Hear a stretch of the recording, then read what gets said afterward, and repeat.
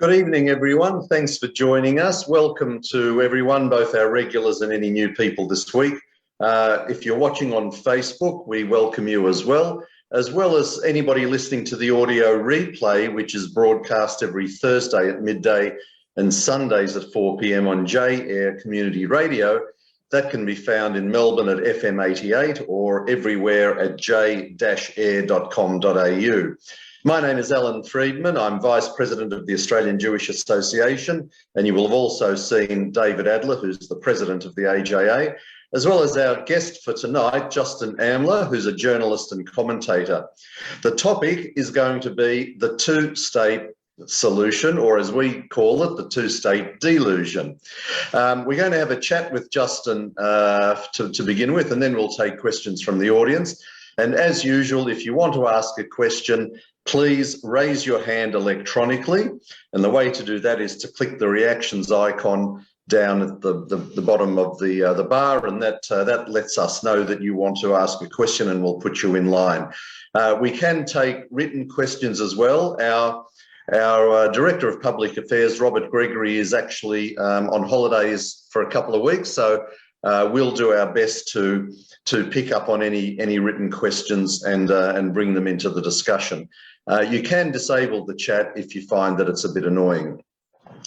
So the two-state solution has been on the negotiation table since the end of the First World War in 1918, and most of the world retains it as the holy grail of achieving a formal peace between Israel and the Palestinian Arabs. Yet for all of that 100 years, most of the Jewish world agrees that the Arabs, including a majority of Israeli Arabs, I might add, have no genuine interest in living alongside a Jewish Israel. Rather, they want to replace it with some sort of binational state where, of course, they will have a population majority. The Australian Jewish Association is the only communal organisation in this country that questions the ongoing validity of the two-state solution, given decades of Arab intransigence, yet we are vilified for it and labelled as far right-wing extremists simply because we want to talk about it. If these organisations ever bothered to listen, they would learn that whilst we don't know what a better formula may be, there are, in fact, other options out there that should at least be discussed fully in the public arena. Well, we're going to do that very thing tonight, and joining us is Justin Amler, a South African-born and Melbourne-based correspondent who writes extensively on Israel and issues of interest to the Jewish world. Justin, thank you for your time. It's great to catch up with you again. Thanks very much, Alan. It's great to be here. Thanks for the invite. So, Justin, just before we get into a discussion, we came to this topic because you wrote a response to an article in a blog called The Daily Maverick, and there was an article called "The Two-State Solution for Israel and Palestine Will Forever Be a Pipe Dream," and you wrote a response. So perhaps I could ask you to just tell everybody a little bit of your background, and then lead into what this article was all about and what got you a bit hot under the collar. Well, in terms of my background, I've always, growing up in a Zionistic household, I've always had this connection to Israel, and obviously, I can't say obviously anymore because it's not obvious to everyone, but I've always been a proud Jew growing up in Israel. It's always been very much a part of my life. I started really writing probably maybe about 10 years ago, and it was during one of the Gaza wars, and I saw the virtual hatred out there towards Israel and Jews, and it really got me, I guess, motivated to respond to this, because I feel I come from the viewpoint where keeping quiet will not actually get you anywhere. You have to counter what you hear out there with arguments, with logic, with facts. And I just think it's important that, you know, we respond to what's out there, because by doing so, it's not only against the people we fight against, but it's also for ourselves, because I think education, and that sounds cliche, but education is our greatest asset in anything. Because when we argue, if we argue with facts and we argue with logic, it's very hard to disarm that kind of argument. And that's why I took it upon myself to start, increasing my knowledge, learning more about it, and basically countering all the arguments that go against Israel. Because by doing so, the way I look at it is I do it not just, I don't do it for everyone else, I do it for myself, because to me, that's how I arm myself in whatever way I can, standing up for what I believe in and standing up for the things that are passionate to me. And since then, I've pretty much written across many different forums, across many, all over the world, internationally, and sometimes in Australia, in lots of different, wherever I can get published, actually, because I just think it's important that as Jews who care about Israel, we need to show it, not just about Israel, about being Jewish, and we need to stand up for our people, because by doing so, I believe it's the greatest weapon we can have. So that's how I got into it. Writing, I should say. Now, in terms of this article that appeared in the Daily Maverick, so once again, it was one of these articles that pretty much took the situation. They tried to make a comparison with the Ukraine and pretend that the Ukraine's resisting against Russia was the same as Palestinians resisting Israel. But of course, like all articles of this nature, they basically completely misconstrued it, okay? And because of that, I felt, compelled to respond and basically take apart the central arguments. And the kind of arguments that which is constant and it happens everywhere, is that they try and portray Israel as this colonial state that was created out of created by Europeans in the middle of an indigenous Arab world in order to basically, I guess, promote a type of white supremacy over others. Now, anyone who knows Israel knows that this is, or knows the history of Israel, knows that this is historically completely inaccurate. Jewish history in Israel goes back thousands of years. And yet, this premise of Israel being a colonial state is what most people, not I won't say most people, but like many people in the world believe. And it's important to dispel that lie, because it is a lie. Because once you go down the path of that lie, once you accept that lie, then basically it kind of takes away Israel's right to even exist. It portrays it as just another colonial state in the middle of nowhere, but taking away from the indigenous people. So it's important to fight that. And that was one of the reasons that I responded to that article in the Daily Maverick. And also, going towards leading into the whole two-state argument. The whole thing about the two-state, I know it's one of those concepts that is just, it seems so obvious to achieve peace in the Middle East, according to, I guess, most of the world. It seems obvious, because how could anyone doubt this? Two states living side by side in peace, in peace and harmony and security. And that is the premise that basically the world believes. That's been the mantra for decades. But yet, it has never occurred. And we have to ask why that hasn't occurred. Because if it's so obvious that this is a path to peace for everyone, and everyone knows this, then what can possibly be stopping this from happening? And it's not for lack of attempts, because there have been so many over the years by so many politicians, and yet it hasn't occurred. So we have to ask, why is that? And it hasn't happened. And I say it hasn't happened because the reality is that the whole concept of a Jewish state and a Palestinian state living side by side is fantasy and folly. It's like a mirage in the desert. It's promising waterfalls and fountains and bountiful trees, but when you get to it and grab these succulent delights, you find there's nothing more than dry, hot sand in an empty desert. And this is the reality of the two-state solution that everyone seems to be obsessed about as a means to bring about peace. It's not a solution, it is a delusion, because people have convinced themselves that this is the only solution for peace. But it's a false premise, because it works on the assumption that if it was implemented, the conflict would be over. And this is what the UN, the EU, the current US administration, Australia as well, many others advocate. It's virtually unanimously from all international bodies. But in doing so, they fail to recognize that there are already more than 2 states there. And it's been that way for a very long time. The original mandate of Palestine consisted of modern-day Israel and Jordan. But the British basically decided in 1921, this is 4 years after the Balfour Declaration, to take away 75% of this mandate and create a new state called Transjordan, a completely fictitious fake country, no origins and no history, a place today where the population actually consists of something like 70% Palestinians. So if there is a Palestine today, what more obvious place is it than Jordan anyway? And that's just one state. Then there's Gaza, which was originally part of Egypt, which Israel pulled out from in 2005. In doing so, there's not a single Jew that remained there. And this, once again, gave the Arabs the ability to control and determine their own destiny. And the result of that, well, we see it. How many wars have there been since then? So that's another state right there. And now we hear that we must ignore the other Palestinian states and rather create a third one. So we've got to ignore the Gaza one, we've got to ignore Jordan, and then we've got to create a third one out of the very heartland of Israel, like Judea and Samaria, or what's widely known internationally as the West Bank.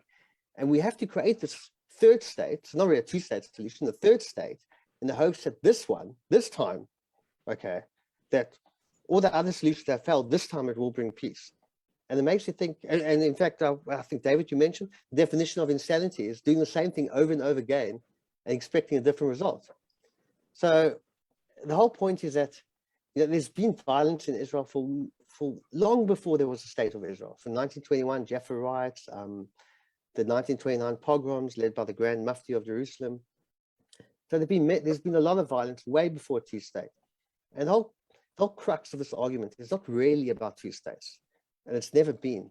And it's not about land either, which is how everyone wants to portray it. If they only had this land, then there would be peace. But it's not about land, okay? It's about false pretense presented to make it accessible. This whole 2-state solution is to make it accessible to sensitive Western world ears who do not seek conflict.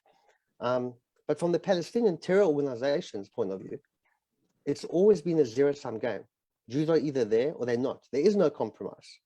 And every time you see them saying things like living side by side, it's a lie. And we know it's a lie because we see it in their textbooks, which do not advocate peace.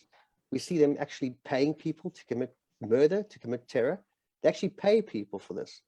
So that's exactly why we say it's a 2-state delusion, because even if you achieve this, peace will not come about because that's never been the goal. It's never been the goal of the Palestinian organization to create a second state.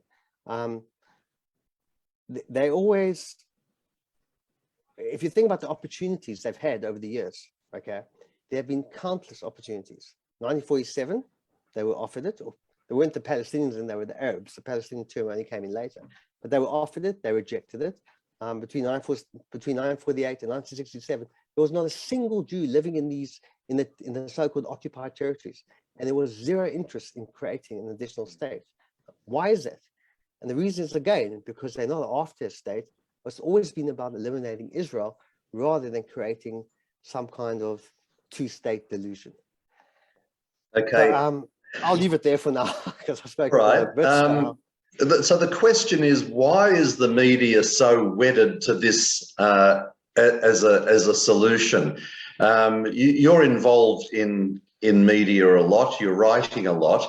I imagine if you took time to challenge every article that you read that was talking about the 2-state solution, you wouldn't have time for anything else.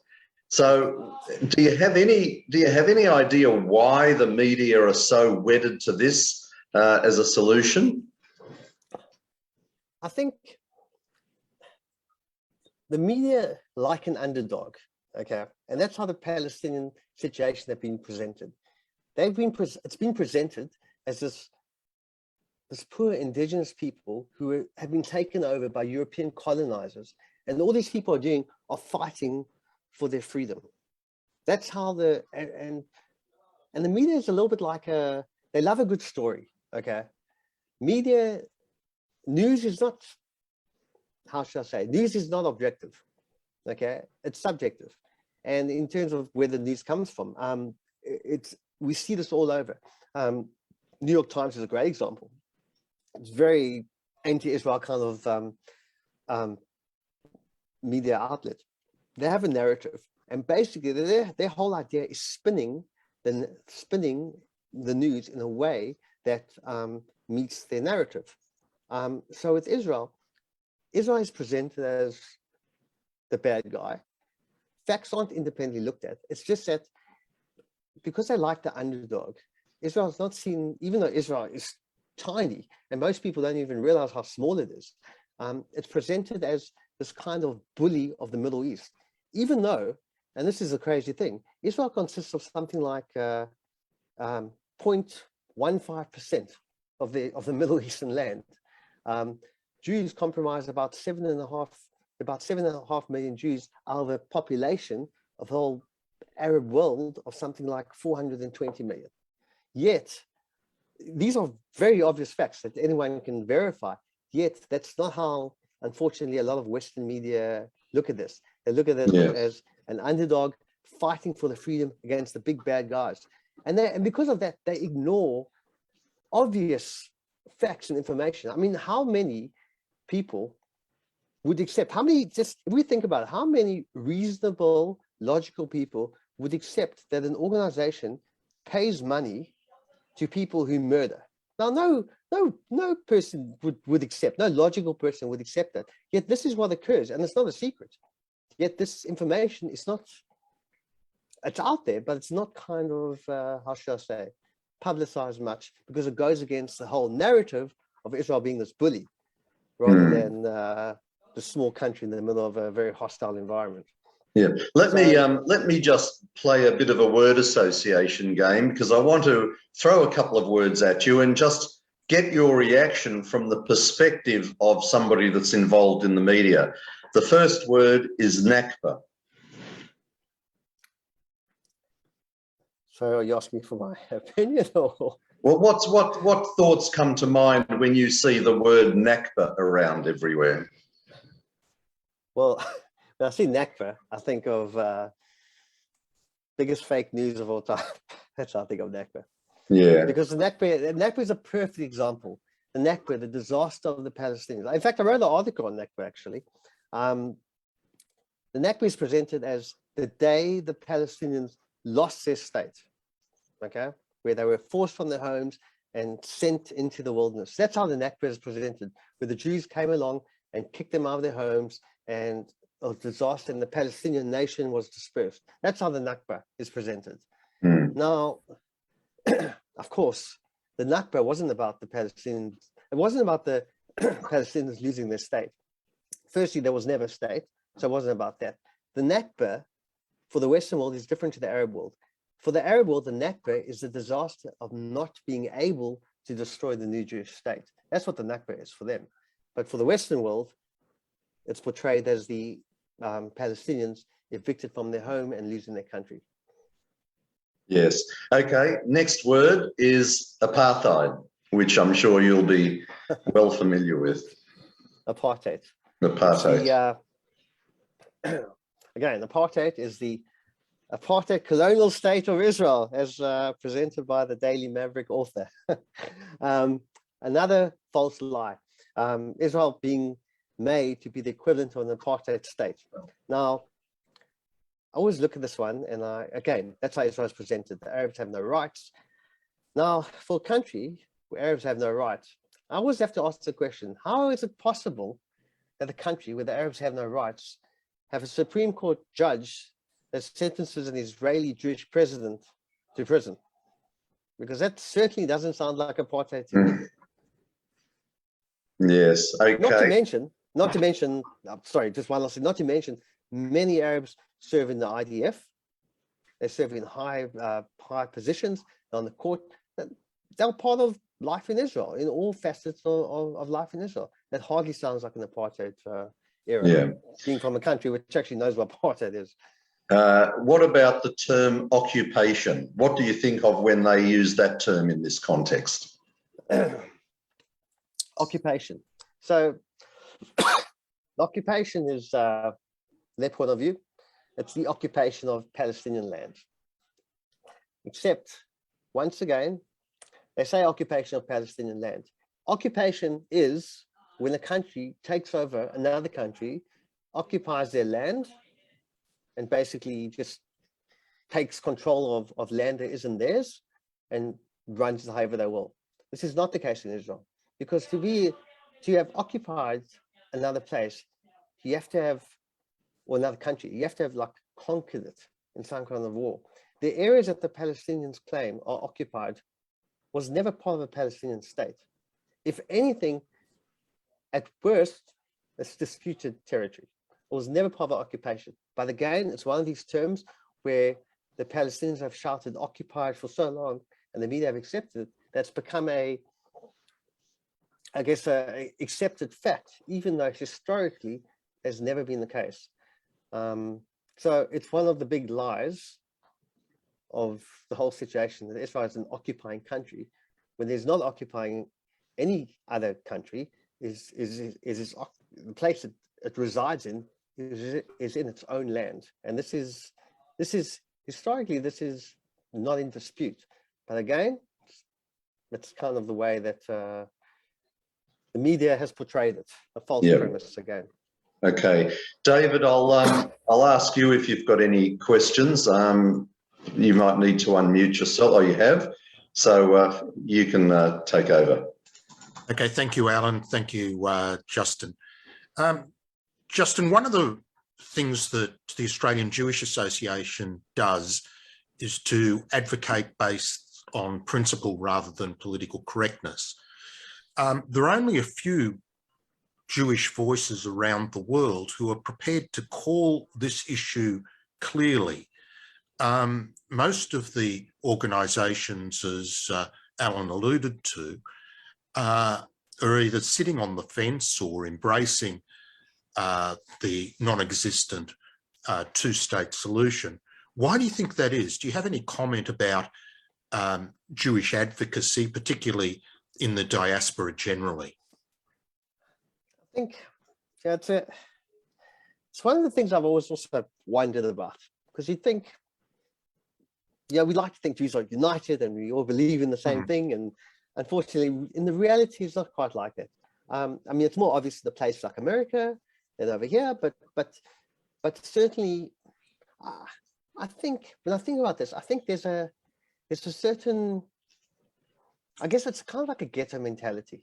You don't want to create too many waves, and there are many, I think, Jews who don't want to be too out there against the establishment, would almost like to be accepted, okay? And to be accepted, you kind of have to compromise your principles and adopt a view that might not be what, or it might be what you believe, it might not, but it's kind of, you have to make your principles a lot more flexible than they should be in order to be accepted by the, I guess, the mainstream.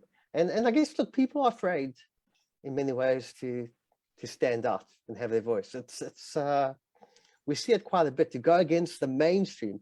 For example, sorry, just slightly off Israel, but when you look at the Black Lives Matter riots that happened in America, these are riots in cities. Very few people would actually stand up against them, because even though these were criminal activities happening in cities, okay, people wouldn't stand up against it because there was such a swill of opinion that to stand up against it would mean being ostracized from the mainstream, I guess, mainstream viewpoint. And I think that's, a lot of it is like that. People, I think, don't want to make too many waves, and they kind of want to be accepted. And sometimes when you stand against the mainstream, it's not always easy. I don't tell us about it. It's an easy thing to do. Exactly. I'm not saying it's an easy thing to do, but if you have a strong conviction, I have strong convictions, which is why I'm happy to say it. But I understand that not everyone wants to create these waves. And look, I'm going to be totally honest. It can create, you put yourself out there. Whenever you have an opinion and you put an opinion out there that's not part of the accepted doctrine, you're subject to abuse. Okay, it happens. I'm sure you get that all the time, and I understand. Yeah. There is a perspective also that I'd like to raise. And of course, the Torah has a view as to what Eretz Israel is, what the land of Israel is.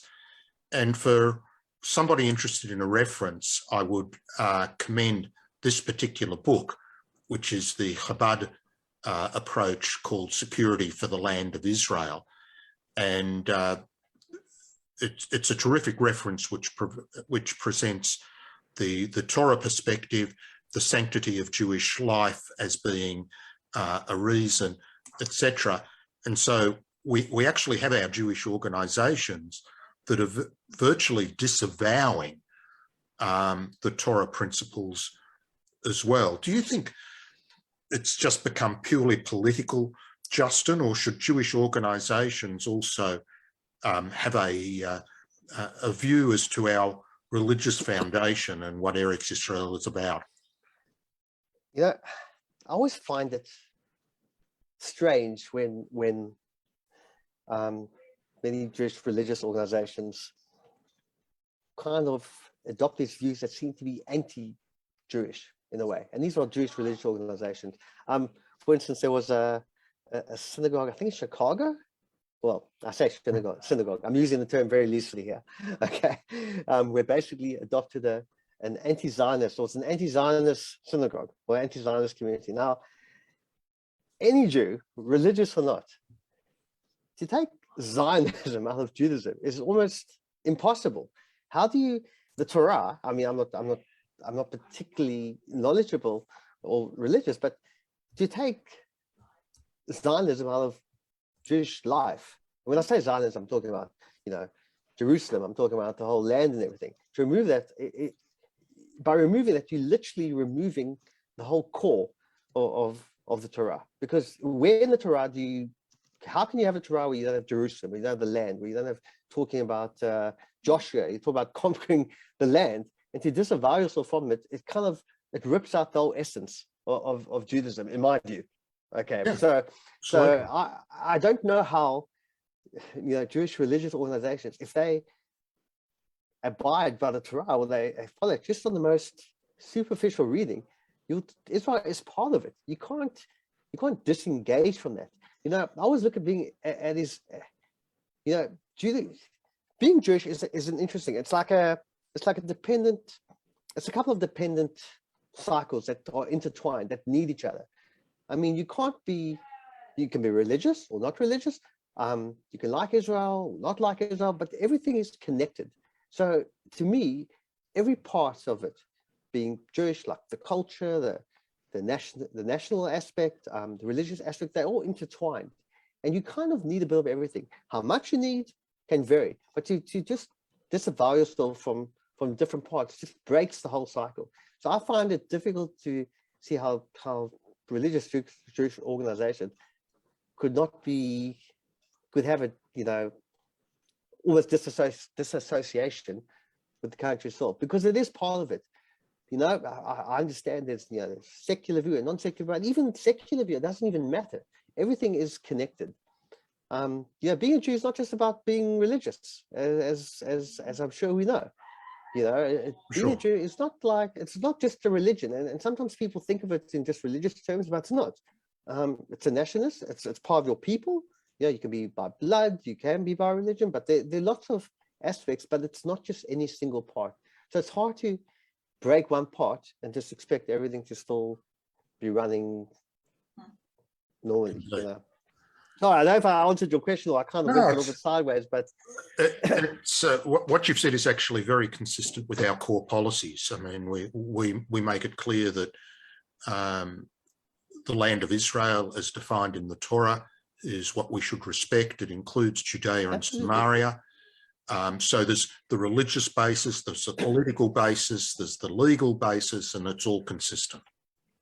I just want to say that the heartland in Judea and Samaria, the heartland of Jewish history, religious or not, even if you put the religious side, even if you put the religious aspect aside, historically, it's the heart of Jewish history is in these areas. We think of Joseph's tomb, we think of Hebron, where the first actual recorded land purchase was made. We think about that. Joseph's bones from Egypt are in in these areas. An area, I should say, that has been vandalized so many times, Joseph's tomb, okay? Hebron, I remember being in Israel one time, and well, I haven't been, a friend of mine, I think, was saying that he went to Hebron and he had to go under cover of the night with security guards. I mean, these places are the heartland of Jewish history. And I think it's unbelievable, and it's insanity that the core of our history we can't just go to because we're worried about being attacked. I mean, this is the essence of our history. It's like Americans not being able to go to Washington. It's crazy. Yeah. Yeah, that's how I look at it. Alan, I see we've got quite a few questions, so we should open up soon. Okay, all right. Just before we do, I'll remind everybody that if you're listening on J-Air, this is the Australian Jewish Association Zoom event, which we have every Wednesday night. Our guest tonight is journalist and commentator Justin Amler, and we're discussing the two-state solution, or as we prefer to call it, the two-state delusion. I'll just hand over to David for a moment. There's a couple of events coming up. He can tell everybody what's happening next week, and then we'll open up for a general forum. Okay, thank you very much, Alan. Firstly, anybody here who's not yet supporting AJA after the event, please go to the website jewishassociation.org.au. Apply for membership if you haven't done so, or make a donation. You can also join our email list on the homepage, and that gets you notified of events and other information.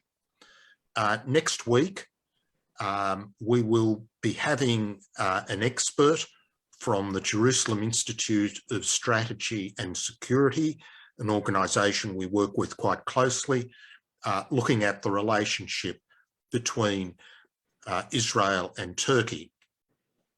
And finally, this Shabbat, at the end of Shabbat at about 7:45 at Caulfield Shul, we are holding an event with Rabbi Shmuley Bateach. You will see on our website, on the Facebook page and in the last email, how to book for that.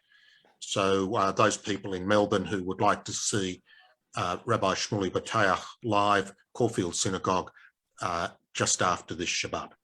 Thanks, David. And that event will also be streamed on Zoom, so it will be the same link as you use for these particular Wednesday night events. And it will also be fed through Facebook. So if you're not in Melbourne, Rabbi Bateach is very entertaining. The topic he's going to speak about is when does never again really mean never again? So it's a talk on anti-Semitism, so it'll be very interesting to hear what he's got to say. Okay, we've got lots of questions there. So the first three are Helen, Joseph and Jason. So Helen, please unmute yourself and ask your question. Thank you, Alan.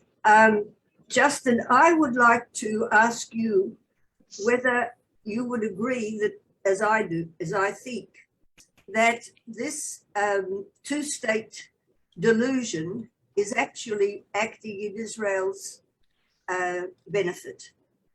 While they've been discussing this two-state solution for 70 years now, Israel has managed to establish facts on the ground. I don't know, I think it's about 500,000 settlers are now in that area. And I've learned recently there is a wonderful new university on the disputed territories. So the longer it goes on, the better for Israel. Thank you for that question. Well, it's quite funny, there's this, people are obsessed with achieving peace. Okay, we have to have peace. Okay, there must be peace.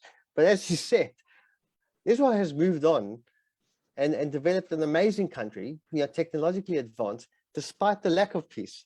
So I think peace is it's like a sweet term, peace. It sounds great, wonderful, we're all in peace. But the reality is that the world is not really a peaceful place. And you can either sit in your corner and just close up and just shut yourself off to the world, or you can develop further. And I think Israel is a perfect example of, despite all the conflicts around them, they have managed to go forward. So when people say, oh, we must achieve peace, I think it's a nice sentiment, but I don't think that it's necessarily a achievable goal at this point. I think that peace is an issue, but it's not the primary, shouldn't necessarily be the primary focus of the country. Israel has done very well, and they've focused, they're focused on developing a wonderful country, technologically advanced. So I think the whole idea of we must achieve peace is a little bit overrated, if you ask me. I think Israel's done pretty well without peace. Yes, it's a nice, desirable, but you know what? If you can't achieve peace, so be it. Justin, let me follow up with that question, because as Helen was asking it, I was thinking to myself that perhaps this whole two-state solution concept has hindered peace, because the whole world seems to be hanging on to it, and I'm just wondering whether you think that perhaps the Palestinian Arabs need to finally recognise that they've lost this war to get rid of Israel, and maybe at that point we could move forward and come up with some better option. I'm actually glad you mentioned that, because that's actually I was actually thinking about this exact thing a little bit earlier. I look at the example of the Germans and the Japanese during World War II. Okay, peace was only achieved with them once they were essentially destroyed and soundly beaten. Okay, and only once they had lost completely was there, I guess, were they able to move forward and build up. Both Japan and Germany became successful countries afterwards. And the problem with the Palestinians in this situation is that the world won't let them lose. Okay, they continue to channel billions and billions of dollars of funds into these false delusions of theirs. Okay, and because of that, they kind of have been given this constant lifeline to continue the conflict. The world is actually fueling the conflict more than the Palestinians themselves, because the amount of money they get to sustain their whole, I guess, the way they operate, to sustain the operation, is what is actually stopping this from going forward. Because why would you? This is exactly why the Palestinian leaders are not actually interested in ending the conflict. Why would they?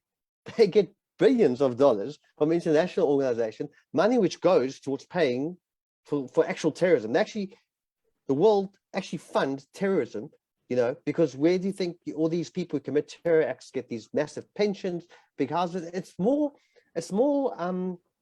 economically beneficial to commit murder than to become a doctor. That's the reality of life in the Palestinian territories, or to become an engineer. It's better to destroy. It's more profitable to destroy than to build. And with that kind of, I guess, logic, it's very hard to end that kind of conflict. No one will tell them no. And once they tell them no and they stop their funding, that's when situations can change. But the world is obsessed with this kind of poor guy fighting for freedom syndrome. Yes. It's completely false. And that is actually what sustained the conflict. Yeah. Okay. Joseph, your turn, then Jason, Hugh, Brian and Anthony. So Joseph, fire away. Yeah, this is wonderful. Kind of leads me to what I wanted to ask here. But first of all, I just wanted to say that it seems like we're also facing this burden of insanity, because we're dealing with this two-state delusion in exactly the same way, and have been doing so in exactly the same manner for the last 70 years. And I think it's time to actually throw a dagger into the heart of this nonsense.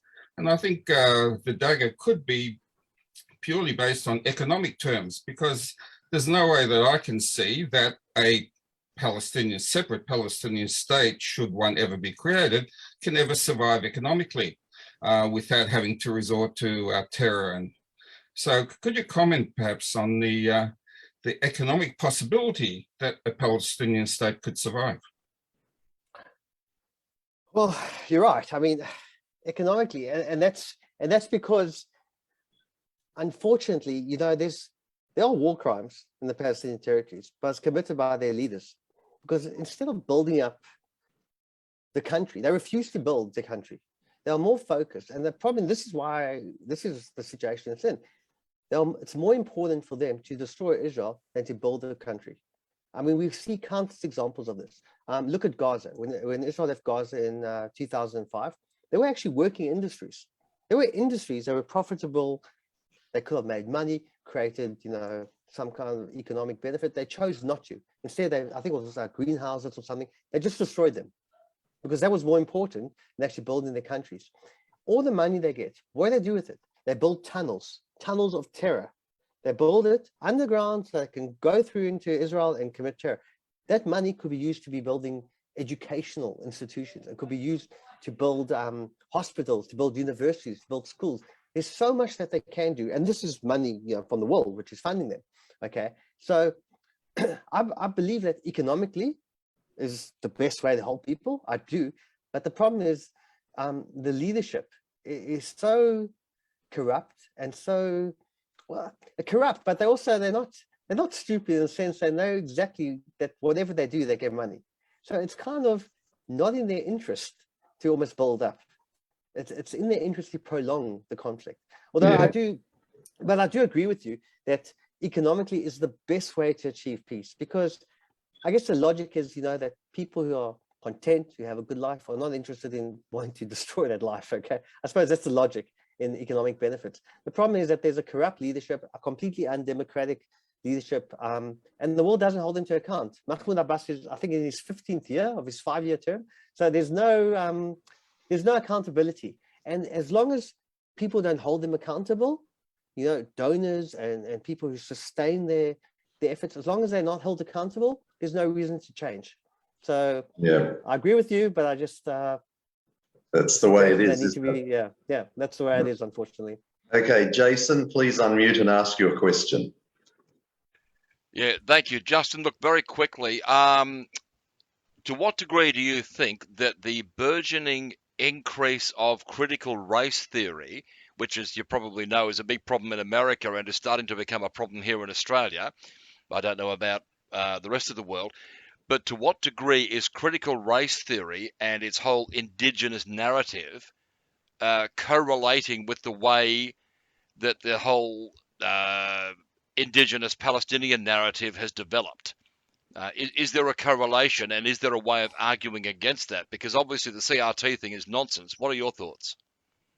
Well, you could argue against it, but you'd be cancelled.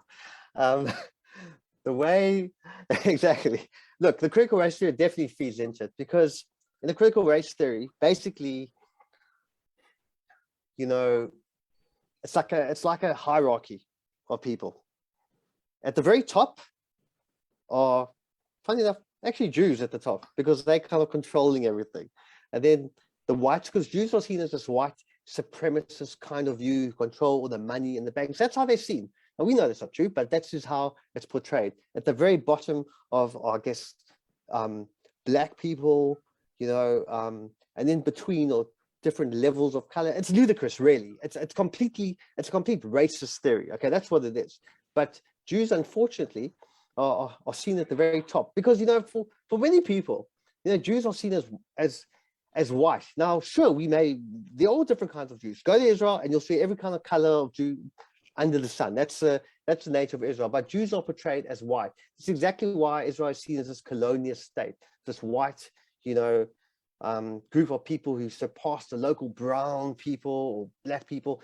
You know, if you go to Lebanon, you know, you'll be hard pressed to find darker people. Everyone's in the Arab world. It's not just dark people. People are of different colors. That's just the nature of life. People are all different. But race theory is one of the most ludicrous, racist theories that have ever gone around, because it basically judges people purely on the shade of their skin. I mean, it's crazy. Yet, you know, what's going on in America is crazy, which is why when you have things like Black Lives Matter, you know, Black Lives Matter, you know, riots, people don't speak against it. And the reason they don't is because, you see, if you're part of the I guess, the oppressed, the bottom part of the ladder, I guess you could call it, Black people, you essentially can't do any wrong, because you can't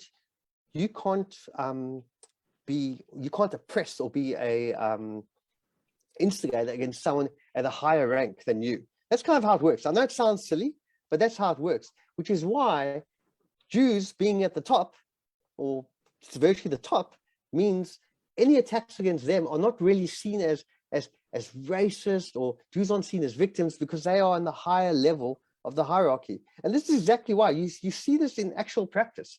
That's why when you see, that's why there've been plenty of, there's a huge amount of anti-Semitism in America.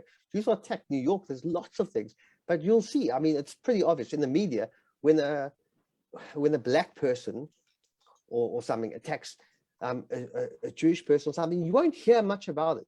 The only time you'll hear about it is if it's a white person that does it, because then it's about white supremacy and that whole narrative, you know, about white supremacy that comes in. So critical race theory, it's definitely, it's kind of an evolution. So it's a new thing now, but it's kind of evolved over the years. And it certainly affects Israel, because Israel is seen as this colonial state, and then Jews are, of course, you know, part of it. Whether you support Israel or not, it doesn't actually matter. That's the ironic thing. But Jews are seen as part of it, so therefore they're part of this higher ruling elitist group, and attacks against them are permissible. Yeah, that so needs, unfortunately that feeds into it. yeah, it needs to be torn down. Okay, Hugh, please unmute yourself. Yes, I am unmuted now. I'm producing a documentary series called Whose Land?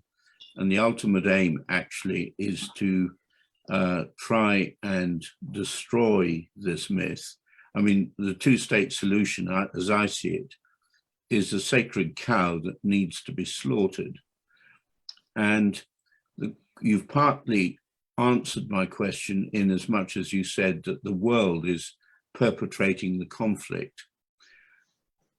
To what degree? Because, I mean, they've got all the evidence, the powers that be, the United Nations, European Union, have got all the facts there that Hamas fires 4,000 rockets.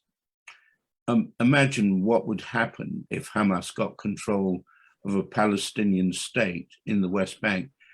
The question I've got is, to what degree do you think world organizations such as the UN, such as the European Union, actually really want the Jewish state to disappear altogether? And that's why they're perpetrating the conflict. I think I once wrote an article quite a few years ago called Israel, the World's Mistake. And I think it's an uncomfortable truth that Israel is seen as a mistake, unfortunately. That's not seen by many in the world. I know, you know, obviously for us it's not, but there was a time after, you know, after the Holocaust where there was obviously some sympathy towards Jews. And it was in that little window that Israel was created. I mean, Israel is not created as a result of the Holocaust, of course not. But in that little window, there was a certain amount of I guess, sympathetic feelings, which allowed perfect conditions for Israel to be created. Because can you imagine now, if there was there's no chance, okay? So do I think the world want Israel to disappear? Well, let's look at it. Let's look at the results. Let's look at the actual facts. The UN has, and the UNHCR has committees specifically designed to, every year, there's a committee that is basically convened against Israel. Only Israel. No other state in the world has that kind of attention except Israel. So it's the only state, you know, demarcated for I guess, attacks by international world body every single year. There've been more resolutions passed against Israel than any other state in history, but way more. I'm not talking about like 4 or 5 more. I'm talking like hundreds more compared to any other state. So I think from a international point of view, yes, I think they would like Israel to disappear, because they're doing absolutely everything in their power to achieve that. I think from a from an individual point of view, it's different. I think a lot of people, you know, the way international groups are, it's very different to the way individuals are, okay? look, many people are happy for Israel. Is anyone who's received support from Israel in some of these tragedies that happen around the world would probably not advocate for Israel's destruction. But unfortunately, there's this level of, I guess, this almost like this elitist level that looks at the situation from a very scholarly kind of way and thinks, oh, Israel is a mistake. It's inconvenient. It's a little bit like a thorn in your side, okay? It's very inconvenient to have this country there that goes against, that causes trouble by not, like being part of our mainstream world. But they are also deluded, because if people think Israel disappears, there's suddenly some kind of world peace, okay? It's a delusion. We know that. The only difference, Israel is rather, is the only country that actually keeps the Middle East from even destroying itself. I mean, if it wasn't for Israel, the country would be ripped apart. There'd be they already are, to certain degrees. There's Saudi Arabia, Yemen, there's constant coups in Arab countries that they're always attacking each other. Israel is actually a tiny rock. Well, I wouldn't say rock, it's a stone of stability in an absolutely hostile area.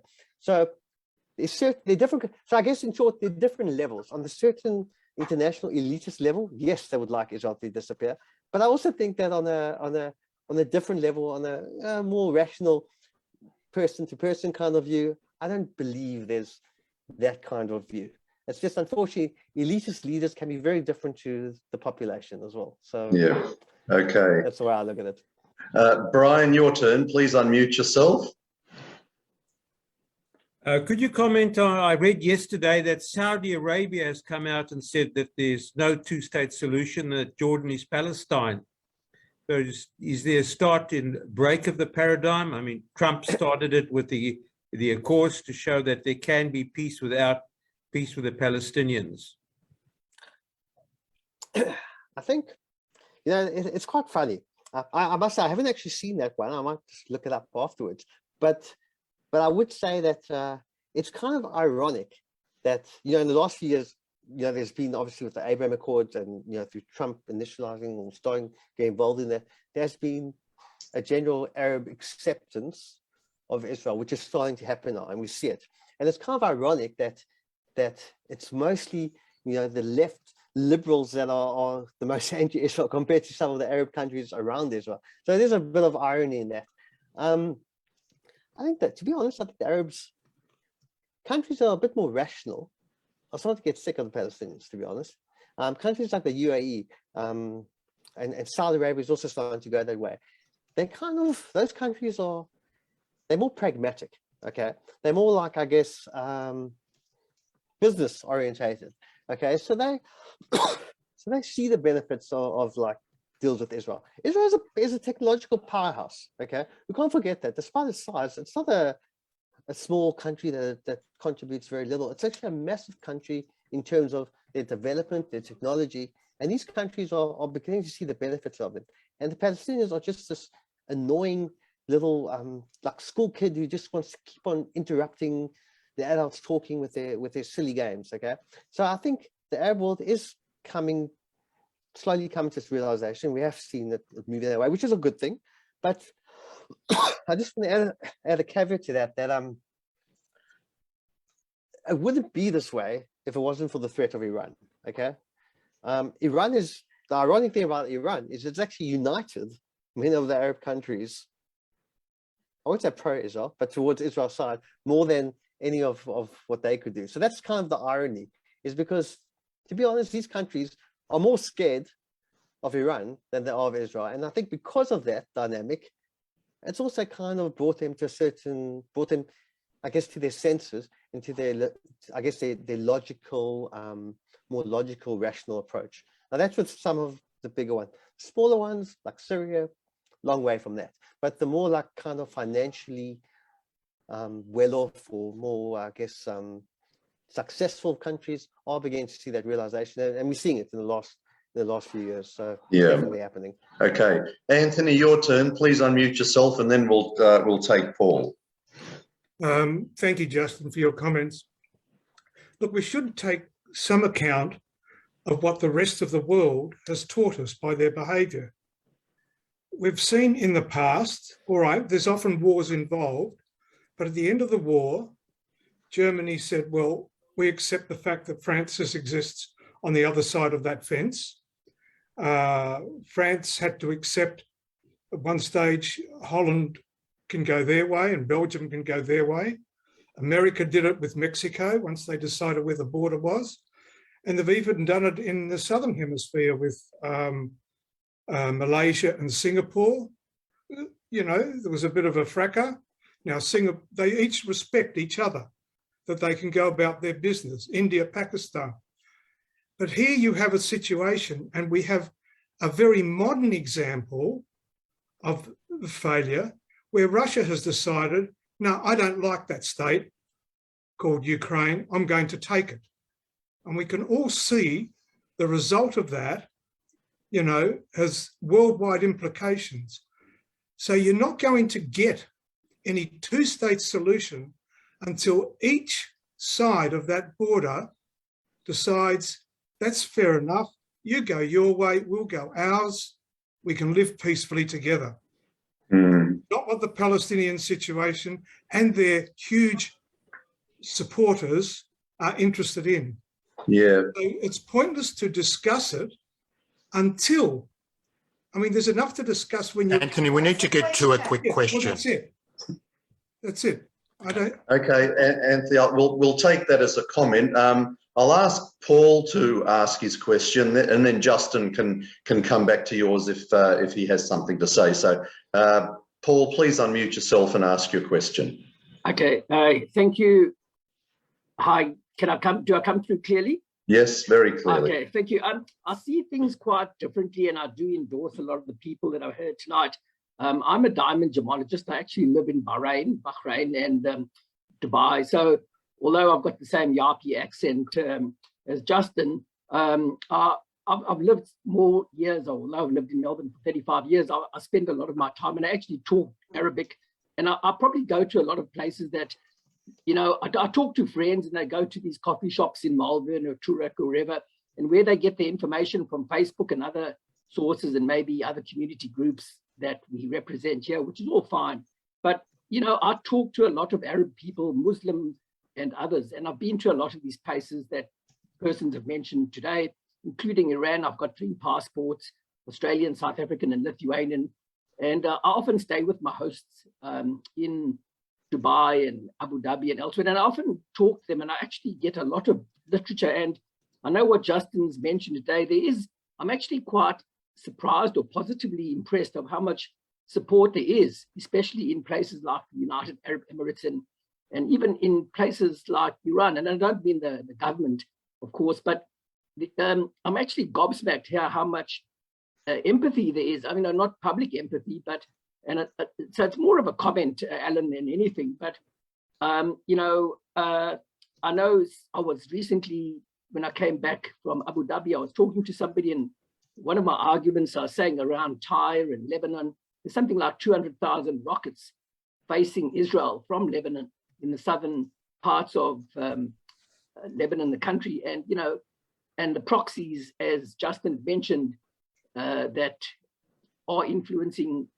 negatively Hezbollah, you know, and so on against Israel. So it's a quite an interesting phenomenon, and I know things are going to open up with Saudi Arabia, because I have been in Riyadh. I was there 2 months ago, and so it's quite interesting the way I see things, the prognosis, how things will open it up, and of course with what's happening now in Ukraine, Russia, it's going to be quite an interesting